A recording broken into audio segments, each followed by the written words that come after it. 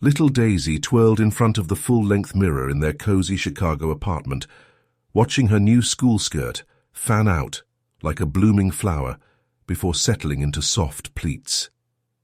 She giggled, her eyes sparkling with excitement for her first day of elementary school. Ryan, her dad, lounged in his favorite leather armchair, a warm smile spreading across his face as he sipped his morning coffee from a mug that read, "World's Best Dad." Mrs. Ann Thompson, their loyal nanny and housekeeper, stood by the fireplace dabbing at her eyes with a tissue, her heart swelling with pride like it did every back-to-school season. "Oh, sweetie, you look absolutely stunning. You're going to be the star of Lincoln Elementary.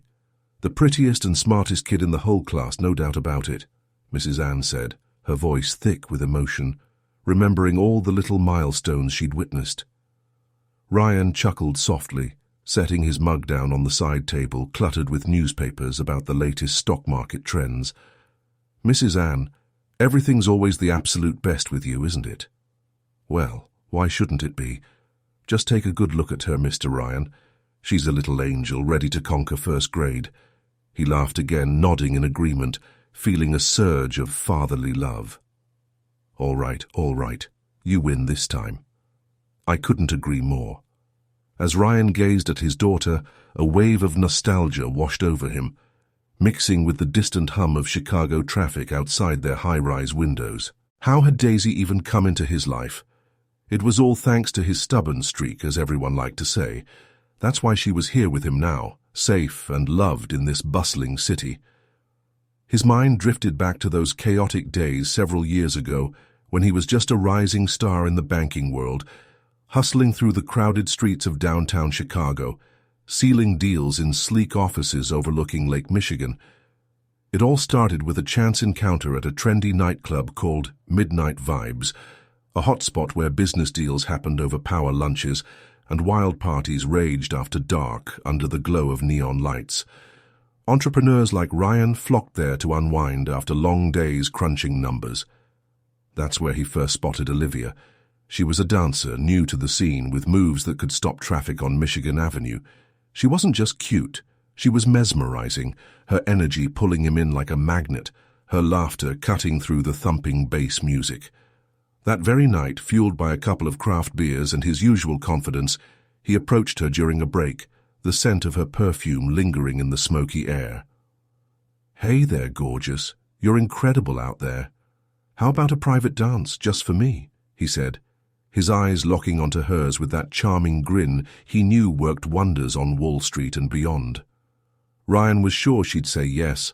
Most dancers did, especially with a guy like him flashing his platinum credit card.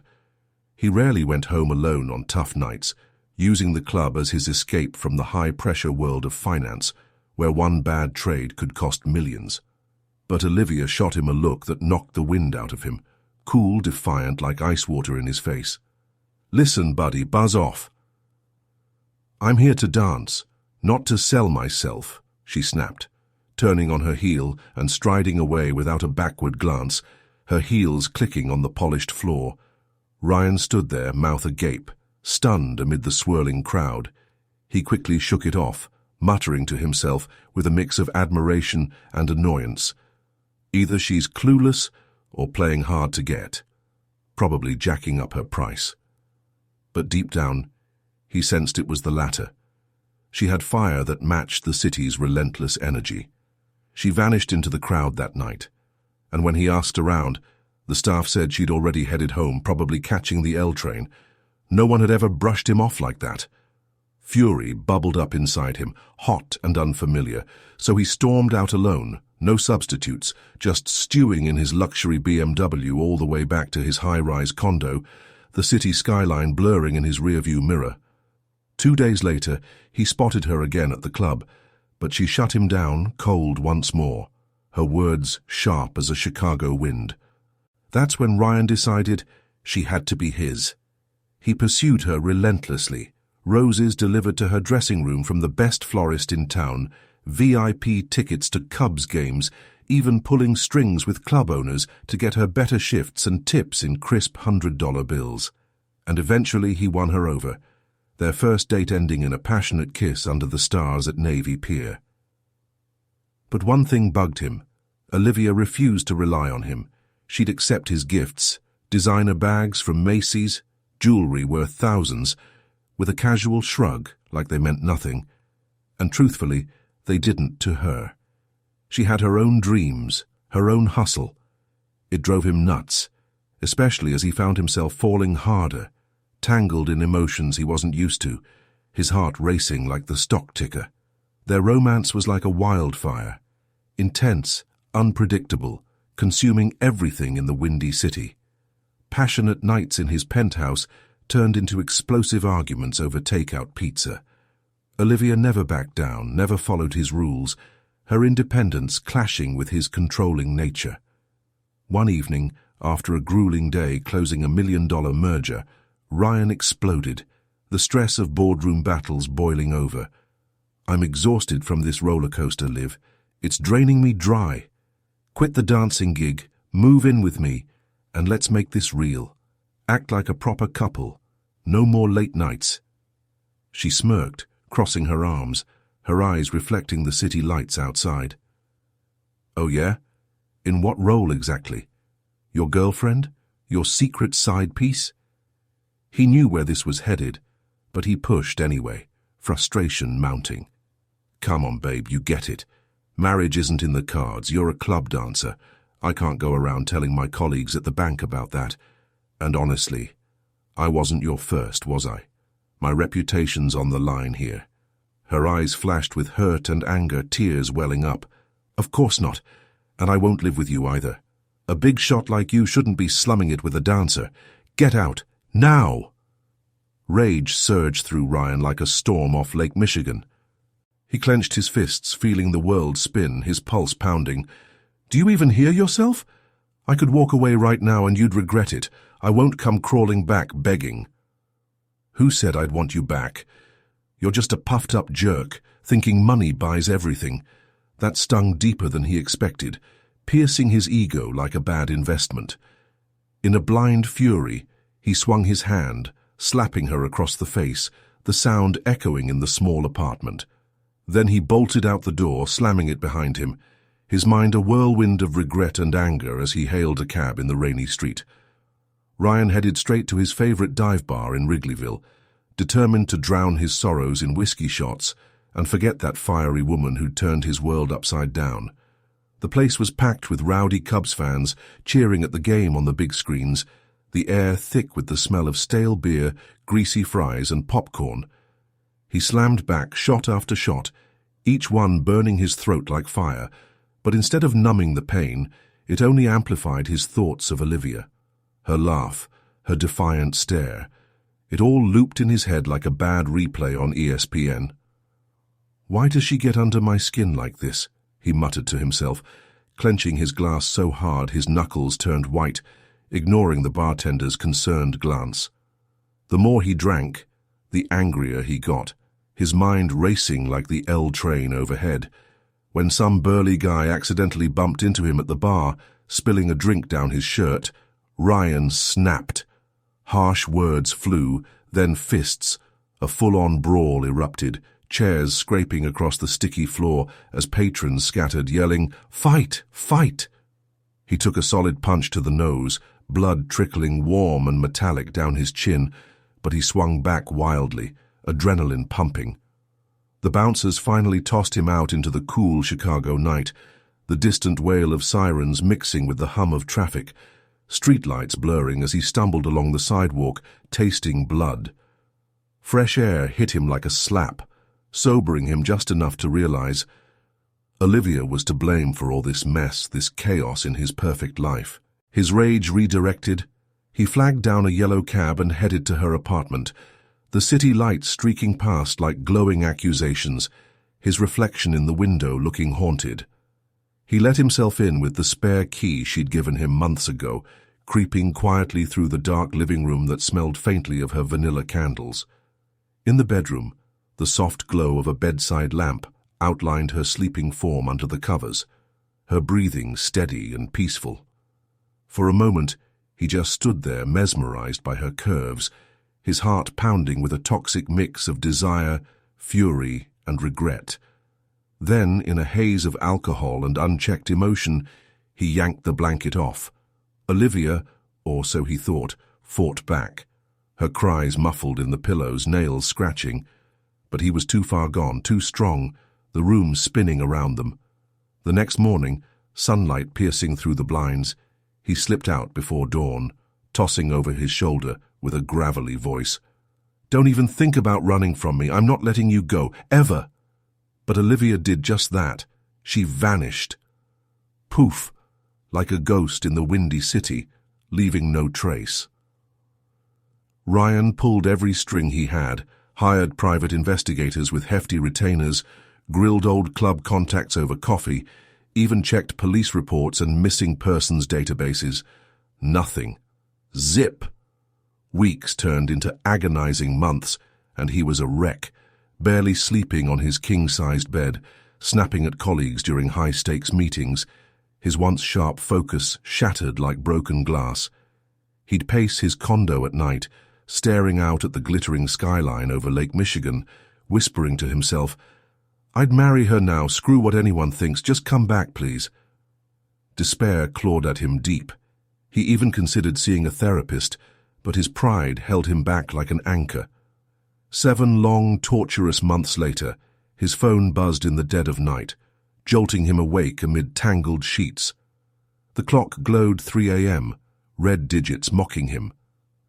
"Mr. Ryan Alexander Reynolds," a calm, professional voice asked on the line. He sat up, rubbing his bleary eyes, heart racing like he'd just run a marathon. "Yeah, that's me. Who's calling at this hour?" "This is Mercy Hospital's maternity ward. Do you know an Olivia Irene Kowalski?" His brain short-circuited for a second before it clicked, a chill running down his spine. "Olivia? Yeah, I know her. What's this about a hospital? Is she okay? Could you come down right away?" "Ms. Kowalski passed away during childbirth, but she left a letter mentioning you. She said the baby girl is yours and there's a note for you too. We're so sorry for your loss." "A daughter?" Ryan froze, the room spinning as if the whiskey had returned. He pinched his arm hard. Ouch, definitely real.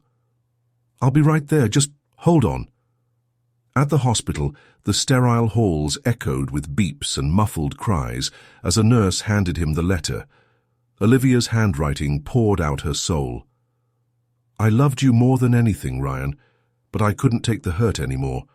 Promise me you'll raise our girl like a princess. Give her love, security, everything I dreamed of but never had." Tears streamed down his face, hot and unstoppable, as he peered into the incubator at the tiny bundle wrapped in pink. His daughter, fragile and perfect. He hadn't cried since he was a kid, but this broke him wide open, sobs echoing in the quiet room. To take her home, he jumped through hoops. A quick paternity test at the lab. Positive, no doubt about it, sealing his fatherhood legally. That's when Mrs. Ann Thompson entered their lives.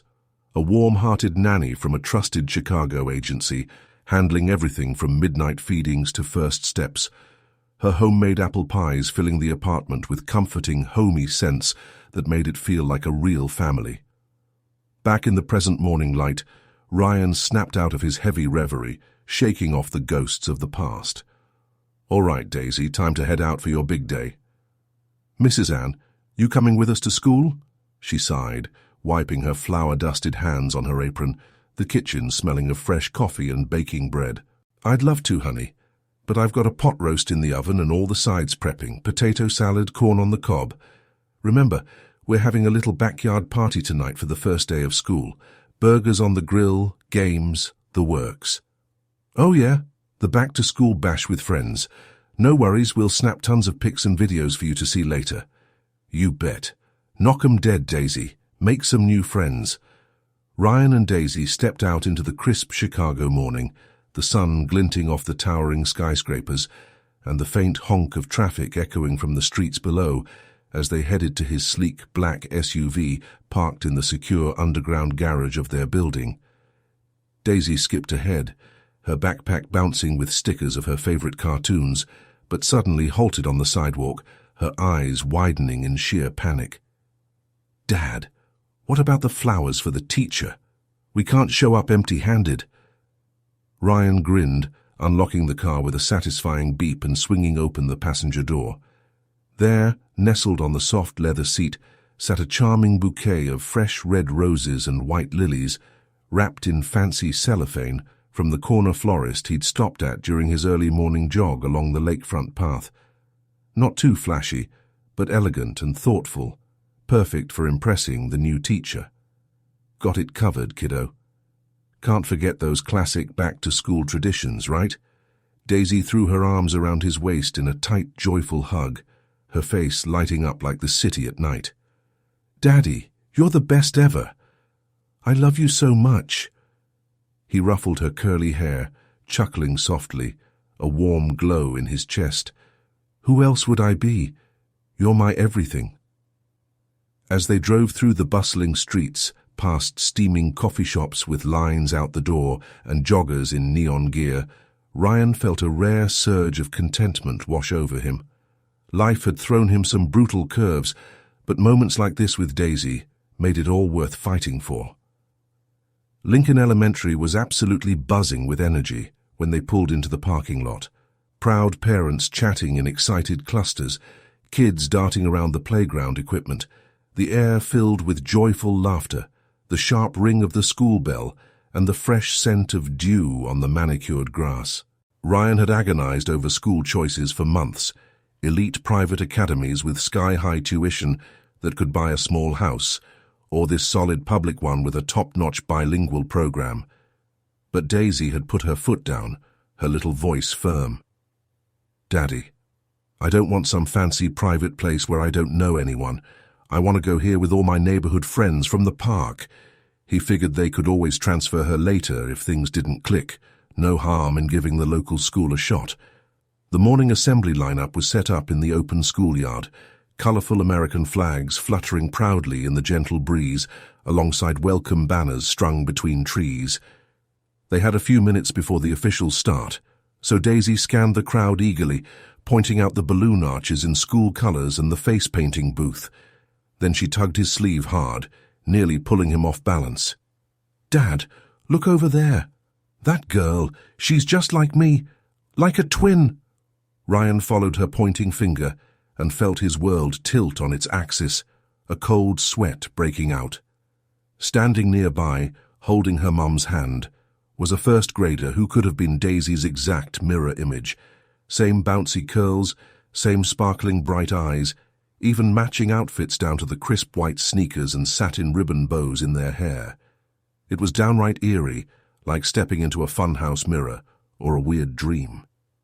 He blinked a few times, rubbing his eyes, but she didn't vanish. She was real, giggling just like Daisy. "What in the world?" he whispered under his breath, his pulse quickening as he gripped Daisy's hand tighter, weaving determinedly through the milling crowd toward them, dodging strollers and backpacks. The girl stood sideways, chatting animatedly about her new crayons, while her mom, back turned to them, adjusted the straps on her backpack with a familiar grace. Something about the woman's posture and silhouette nagged at Ryan, stirring a distant memory he couldn't quite place. His heart pounded louder with each step, a mix of curiosity and unease building. "Excuse me," he called out, his voice steady but urgent. The woman spun around sharply, and Ryan nearly gasped aloud, staggering back a step. It was Olivia, alive right there, staring back at him with wide, shocked eyes that mirrored his own horror. But no, it couldn't be. He'd visited her grave just days ago with Daisy, laying fresh flowers and whispering apologies. This was different. Softer features, maybe a touch more gentle. She clutched her daughter protectively to her side, while Daisy and the girl locked eyes, mouths open in mutual awe, like discovering a long-lost sibling. Just then, the school bell rang out loud and clear, signaling everyone to line up for the principal's welcome speech, the crowd shifting into rows. Ryan gently took the woman's arm, his touch light but insistent. "We need to talk, now. This can't be a coincidence." She let out a shaky breath, her face paling as she glanced at the girls, then nodded silently, her lips pressed into a thin line. They stood together through the entire assembly, the kids reciting the Pledge of Allegiance, cheerful songs about friendship, the principal's speech about exciting new beginnings and learning adventures, cheers rippling through the crowd. But Ryan heard none of it, his ears ringing. His mind raced like a runaway train. Was this a dream? A cruel cosmic joke? Olivia was gone. He'd grieved her deeply. Guilt twisted in his gut as fragments of that fateful night flickered back. After the lineup ended, kids scattering excitedly to their classrooms with waves and high fives, he led the group to a quiet wooden bench in the shaded school park, birds chirping overhead and leaves rustling in the wind, providing a serene backdrop to the storm inside him. "I think introductions are in order. I'm Ryan. This is Daisy." The woman glanced at her daughter, who was now holding hands with Daisy, the two giggling like they'd known each other forever, twirling in circles. "This is Annie. I'm Katie. I'm Olivia's sister. We were identical twins, inseparable as kids, but life pulled us apart." Ryan ran a hand through his disheveled hair, chaos swirling in his head like a fierce Midwest thunderstorm, thunderclaps of confusion echoing. "Katie, this doesn't add up at all. Even if you and Olivia were twins, our kids have different dads. How on earth are they identical? It's like looking at clones." She sighed deeply, her shoulders slumping as she met his gaze with eyes so hauntingly like Olivia's, it sent a pang through his chest. "They don't have different dads. You're Annie's father, too. It's you." The words hit like a freight train barreling through, knocking the breath out of him. Ryan sank heavily onto the bench, his legs giving way, vision blurring as if the sunny park had spun into a dizzying haze, his hands trembling. "That's impossible. We've never even met before today. I didn't know Olivia had any family. She always swore she was alone, no ties, no one to answer to. It was part of her mystery. That's Liv for you. Stubborn as a mule, independent to a fault, never listening to reason. She did whatever she wanted, no matter the cost. After our mum passed from breast cancer, long battle drained us both, Liv went completely off the rails. She had a fancy college degree, top of her class in business, red diploma and all, but chose dancing at that sketchy club instead of a steady job. I begged her to stop. We fought like cats and dogs over it, eventually stopped talking altogether. That night, I showed up unannounced at her apartment to try one last time to talk sense into her. She was already tipsy, half-dressed for a night out, said I could crash on the couch but to be gone by morning. She was heading out to party with friends. Then you showed up in the pitch dark, reeking of booze. I fought back, I screamed and scratched, but you were too strong, too insistent. It happened so fast. Morning came. Olivia walked in early, found me curled up crying on the bed. I told her everything through sobs and she just flipped out, blamed me somehow, kicked me out on the spot, cut me off completely. A month later, the pregnancy test came back positive, 2 pink lines staring at me. Couldn't reach her. Her phone was disconnected like she'd erased me. I only learned she died recently, from an old mutual friend who saw the obituary. And about your daughter with her. Just now, seeing Daisy here, it all clicked in the most heartbreaking way. Ryan sat there stunned, the pieces falling into place like a horrifying puzzle. That drunken, rage-fueled night, mistaking Katie for Olivia in the dim light. Horror washed over him in waves, mixed with gut-wrenching disbelief and a rising tide of guilt that made his stomach churn. But Annie, now twirling happily with Daisy under a nearby oak tree, chasing butterflies, was living proof. Same infectious smile, same everything. This wasn't a nightmare he could wake from. It was his shattered reality crashing down, forcing him to face the consequences of his past actions. Ryan stood up slowly from the bench, his legs still shaky as the reality settled in. as he looked at Katie with a raw mix of remorse and quiet determination. The school park around them felt almost too quiet now, the distant sounds of recess laughter and playground squeaks, a stark contrast to the heaviness crushing his chest. He took a deep breath, inhaling the fresh scent of mowed grass, the weight of his past mistakes pressing down like the thick, humid Chicago air right before a summer storm hits. Katie, I don't even know where to begin explaining or fixing this. I'm so deeply sorry for what happened that night.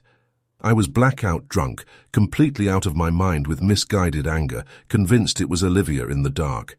But that's no excuse at all. I hurt you terribly, violated your trust, and I can't ever take that back or make it right with words.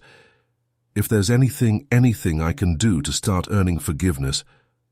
She waved him off gently, her expression softening as she watched Annie and Daisy playing an impromptu game of tag around a nearby swing set, their innocent giggles floating on the breeze like a balm. Don't apologize now. It's too much all at once. Honestly, if it hadn't happened the way it did, I wouldn't have my sweet Annie. She's been my whole world, my anchor. We've scraped by, just the two of us, through job hunts and late-night worries. But seeing this today, it's overwhelming, like fate's handing us a second chance. Ryan nodded slowly, his gaze shifting to the girls who were now whispering secrets behind their hands, like instant best friends, their similarities even more striking in motion. A fragile spark of hope flickered in him amidst the swirling guilt, lighting a path forward. You're absolutely right. But listen, you're not alone in this anymore. Not if you don't want to be. Look, why don't you and Annie come over to our place this evening? We're throwing a little back-to-school celebration in the backyard. Nothing over the top, just some grilled hot dogs and burgers, yard games like cornhole, and Mrs. Ann's killer chocolate cake. It could be a gentle start, you know. Give the girls time to bond and us to figure things out. Katie hesitated, biting her lower lip as she tucked a strand of hair behind her ear. But the girls overheard his words and rushed over in a flurry of excitement, jumping up and down, hands clasped tightly together. Yes, please, Mum, it'll be awesome. Come on, we can share my toys and everything. Katie laughed softly, a genuine smile breaking through her tension, her resistance melting like ice cream on a hot day. All right, you win. We'd love to join, thank you. That evening turned into a whirlwind of pure joy at Ryan's spacious suburban backyard, twinkling string lights draped over the fence, upbeat music playing from a Bluetooth speaker hooked to his phone, the smoky aroma of grilling meat mixing with the sweet scent of fresh-baked goods. Mrs. Ann bustled about, serving lemonade and slices of her famous double chocolate cake that drew oohs and ahs from everyone. Annie and Daisy were inseparable, sharing animated stories about their favorite Disney cartoons and building a fort out of blankets, while Katie and Ryan chatted awkwardly at first by the fire pit, then more easily over juicy burgers and cold beers, the conversation flowing like the nearby river. By night's end, as colorful fireworks from a neighborhood festival burst overhead in pops of red and blue, lighting up their faces, Ryan knew deep down this was the beginning of something truly healing, a family piecing itself together. He insisted they move in soon after. A quick DNA test at a local clinic confirming Annie as his daughter sealed it legally, but it was the emotional pull that mattered most. Katie, our house has so much extra space, guest bedrooms gathering dust, a huge fenced yard for the kids to run wild. Why keep squeezing into that cramped one-bedroom apartment downtown? We're family now, like it or not, connected forever. The girls can share carpool rides to school on rainy days, and you can finally focus on your graphic design job without the constant stress. Maybe even go out on dates if that's what you want. The last part came out strained, his voice catching. The mere thought of Katie with someone else twisted his gut into knots, jealousy flaring unexpectedly. She agreed after some thought, packing up their modest life into cardboard boxes filled with toys and photo albums, and within a couple of weeks the house felt fuller, more alive with double the laughter echoing through the halls, turning it from a quiet home into a bustling haven. Almost a year flew by in a delightful blur of new family routines. Weekend outings to Lincoln Park Zoo, where the girls fed the goats and rode the carousel. Chaotic holiday baking marathons in the kitchen with flour everywhere during Christmas cookie sessions. Cozy movie nights on the couch with popcorn fights and blankets piled high. Ryan found himself stealing glances at Katie more and more. Her kind, patient smile as she helped with homework, the way she hummed old jazz tunes while stirring dinner on the stove, so refreshingly different from Olivia's wild, unpredictable energy, yet equally captivating, drawing him in like a warm light. He wanted desperately to confess his growing love, the way his heart raced when she laughed, but fear held him back like chains. What if she thought it was just misplaced nostalgia for her sister? What if he ruined this fragile peace? One crisp fall day, with golden leaves swirling in the wind, he drove to the quiet cemetery alone, the crunch of gravel under his tires mirroring the turmoil in his mind. He knelt by Olivia's simple headstone, tracing her name with a finger, the cool stone grounding him as a gentle breeze whispered through the bare trees. Olivia, what do I do now? I love Katie. Really, truly love her for who she is. Can't imagine waking up without her in my life, but I'm terrified to say it out loud. Afraid she'll think it's about you, that she'll run, and I'll lose everything we've built all over again. A soft, familiar voice answered from behind, cutting through his whispers. Maybe she's scared of the exact same thing. Losing you, and all this happiness. Ryan whipped around, his heart skipping a beat. Katie stood there at the edge of the fenced plot, tears glistening on her cheeks like morning dew, a small bouquet of wild daisies clutched in her hands, Olivia's favorites. She'd driven out here on her own, seeking advice from her sister about her own budding feelings that had blossomed into something deep and real. He stepped out of the plot, closing the gate softly, and stared into her eyes for a suspended heartbeat, the world fading away. Then, with a surge of courage, he pulled her close, his arms wrapping around her tightly, her head fitting perfectly against his shoulder as if it belonged there. Now everything's going to be right, the way it should be, from here on out. They married in a heartfelt, simple ceremony at a picturesque lakeside park the following spring, pink cherry blossoms falling softly like natural confetti, the calm waves of Lake Michigan lapping in the background. Annie and Daisy served as flower girls in matching pastel dresses, scattering petals with gleeful abandon, while vows were exchanged under a white gazebo, promises of love, forgiveness, and forever amid joyful cheers from close friends and a teary-eyed Mrs. Anne, who dabbed her eyes with a lace handkerchief throughout. Just a year later, they welcomed a bouncing baby boy, little Alex, named after Ryan's late grandfather, a nod to roots and new beginnings, his tiny cries filling the sunny nursery with vibrant new life and endless possibilities. Mrs. Anne beamed with pride, rolling up her sleeves as she cooed over the bassinet. Think I can handle 3 little rascals running around. Piece of cake, I've got energy to spare. But when Ryan suggested hiring an extra nanny to lighten the load, she shook her head firmly, hands on hips. No way, no how, no strangers poking around and disrupting things here. This is our family, tight-knit and strong, and I'll keep it that way, thank you very much. Ryan laughed heartily, pulling everyone, Katie, the girls, baby Alex, and Mrs. Anne, into a big, messy group hug as the golden sun set over the Chicago skyline in a blaze of orange and pink. Our family, man, that sounds absolutely perfect. It's all I ever wanted and more than I deserved.